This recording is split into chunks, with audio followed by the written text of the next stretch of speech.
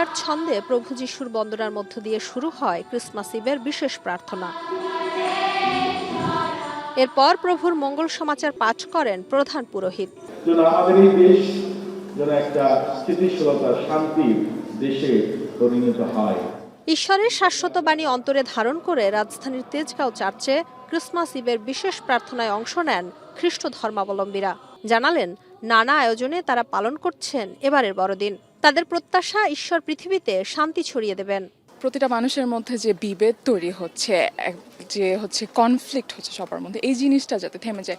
আমরা যাতে আবার সবাই মনে করতে পারি যে আমরা সবাই মানুষ, ধর্ম জাত এসব ম্যাটার করে না। আমি যিশুর কাছে চাইবো যে আমি আর আমার পরিবার যেন এই বছরটা যেমন ভালোভাবে থেকেছি, সামনের বছরের জন্য এইভাবেই থাকতে পারি ভালো করে। প্রার্থনায় বিশ্বের শান্তি এবং দেশের স্থিতিশীলতার জন্য আর্জি জানান যিশু ভক্তরা। ঈশ্বর আজকে সবার মধ্যে একটা শান্তি বর্ষণ করে। দেশের যে পরিস্থিতি, সেই পরিস্থিতি যেন সবাইকে একটু সুন্দর একটা দিন সবাইকে দিতে পারে। আমরা চাই সবাইকে নিয়ে সুখে শান্তিতে সুন্দর মন নিয়ে সবার সঙ্গে সুন্দরভাবে চলার চেষ্টা করতে পারি যেন। বড়দিনের শুভেচ্ছা, মেরি ক্রিসমাস। বড়দিনকে স্বর্গের সঙ্গে মর্তের মিলন আর মানুষের সঙ্গে ঈশ্বরের যোগ মনে করেন খ্রিস্টান ধর্মাবলম্বীরা। তাই তো বছর জুড়ে এই দিনের অপেক্ষা করেন যিশুর অনুসারীরা।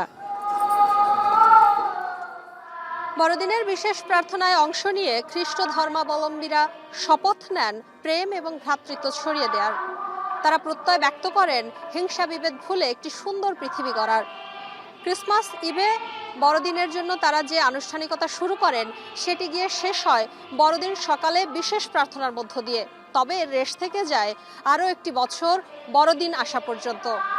সকলকে বড়দিনের শুভেচ্ছা জানিয়ে তেজগাঁ চার্চ থেকে শম্পা বিশ্বাস, এখন ঢাকা।